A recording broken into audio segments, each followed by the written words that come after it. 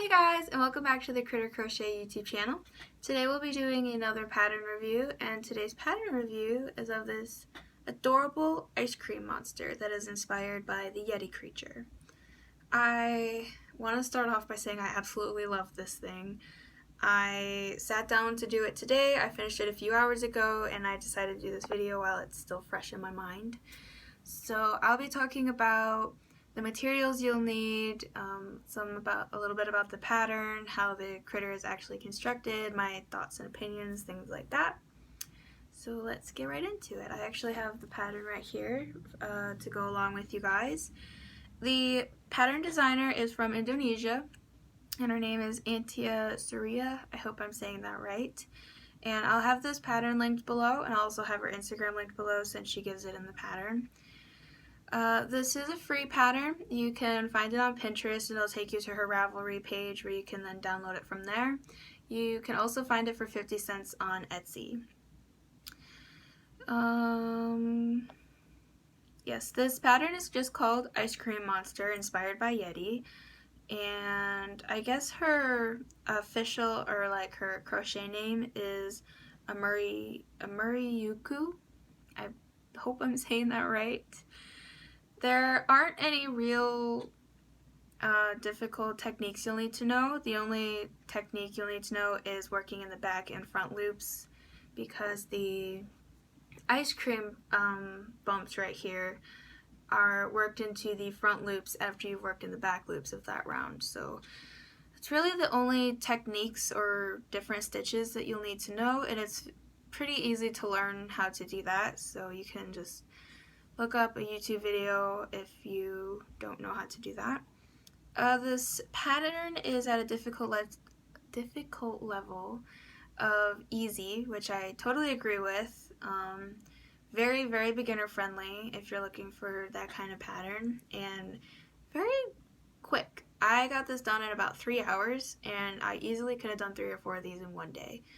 So if you run a craft booth or an Etsy page, I think I'm going to put him up on my Etsy page. It's very simple, quick, and easy to do. So, in getting into the materials, the designer used acrylic yarn and milk cotton yarn in mint green, white, caramel brown, and a little bit of black. I personally used this 2-ply Afghan yarn that I had around because I thought the colors were fitting, and it's probably one of the thinner types of yarn that I have. I used off-white, light teal, and ginger in those. The designer pretty much says use whatever kind of yarn or colors you want. She also says that in the crochet hook, because she used a 2.25 millimeter crochet hook or a 3 millimeter crochet hook, but in the pattern it says feel free to adjust with your own yarn. I personally used a 2.55 millimeter hook. That's what I was trying to say. I'm pretty sure this is just a standard thread hook or whatever. So the other materials that you'll need are safety eyes, stuffing, a tapestry needle, pins to help with sewing, and she used glue to place the eyes, but I'll talk about that in a little bit. She does give a whole page dedicated to technical methods and tips. She also includes pictures throughout the pattern, which I love when patterns include pictures, especially ones that they explain and describe. Some patterns just throw pictures in there to throw pictures in there, but it's always really refreshing to have a pattern that actually explains the pictures that they put in the pattern. So she just gives some basic tips about like the yarn and the stuffing you use and how to stuff and things like that. She also has pictures and description of how to do an invisible decrease and how to do a clean fasten off. I personally didn't really find a purpose for the clean fasten off in this pattern. I'm sure you could use it to make your Yeti look like the smallest % more clean, but I didn't really find a purpose for it. so I didn't really use it too much. We're going to get into now working the critter. You work it from the head down. You start in white and change to blue. So your creature kind of just looks like this weird little creature. And you work the legs by you work one leg, fasten off, and then fasten back on and work the other leg. The only kind of issue I had with the body was the stuffing of it, because she instructs you to start stuffing once you start the first leg. But I always have problems with stuffing. I was getting all kinds of lumps and bumps and weird, so I had to restuff him a few times to get it the way I liked it. But if you kind of have a hard time stuffing going through like small spaces like the legs, then I would recommend starting to stuff before you even start the legs.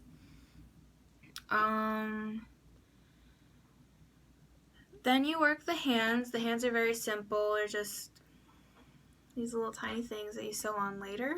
Then you work the ice cream. So the round that you changed the white to the teal, you work in the back loops. So you have the front loops to work the ice cream bumps into.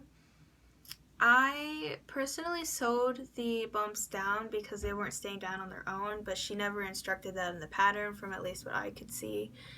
Then you make the little cone for the top and you just kind of put it all together. She used glue to place the eyes. I didn't. I just kind of pushed them in because I wasn't sure what to expect, and they stay just fine.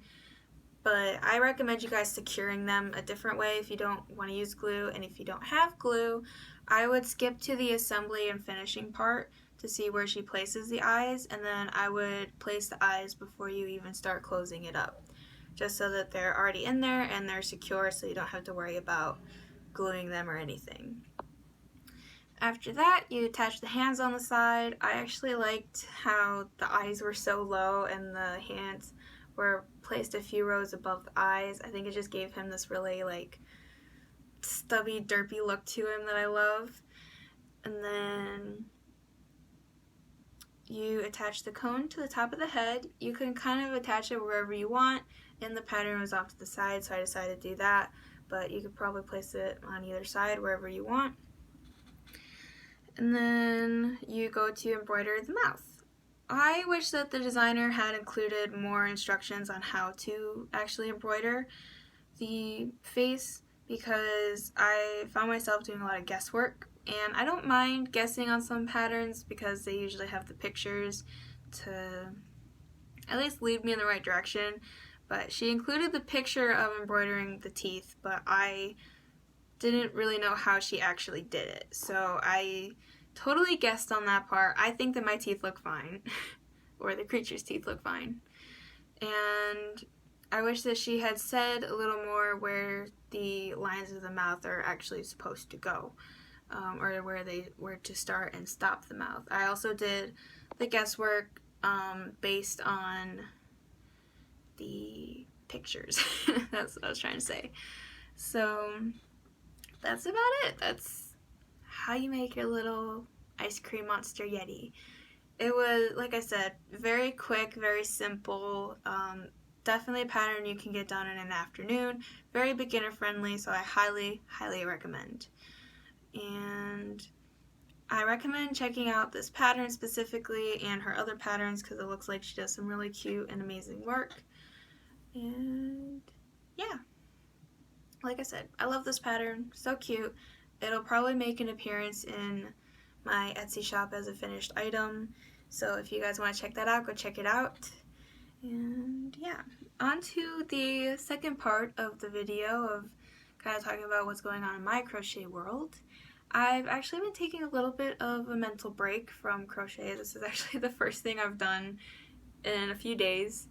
So the last few things that I did was I finished this pattern review of my little baby dragon. I love him. So if you want to check that out, I have a YouTube video and I have a blog post on it. I also did this cute free little summer girl pattern that's up on my blog also. So those were the last projects that I really did, but I'm slowly getting back into the roll of things. And yeah, if you want to check out my blog, it is linked below. That's where I have my written pattern reviews. I also have some beginner-friendly kind of technique posts. And I also have some free patterns there if you guys want to check them out. I'll also have my other social medias linked below, like Instagram, Pinterest, Ravelry, and I'll also have my Etsy shop linked below. I'm currently having a Father's Day sale, so 15% off the whole shop. So if you want to get some made-to-order items, go check it out. And yeah, that's about all I have to say today. If you enjoyed this video or like this content or like me, consider subscribing. I think we're up to about 40 subscribers, which is crazy because I did not expect that in the small time that I've been here on YouTube. So thank you to my subscribers. And if you like this video, give it a like. If not, then I don't know what to tell you. I hope you guys are having a good day and have a good rest of your week. And good luck on any projects or crafts you might be currently working on. And until next time, bye guys.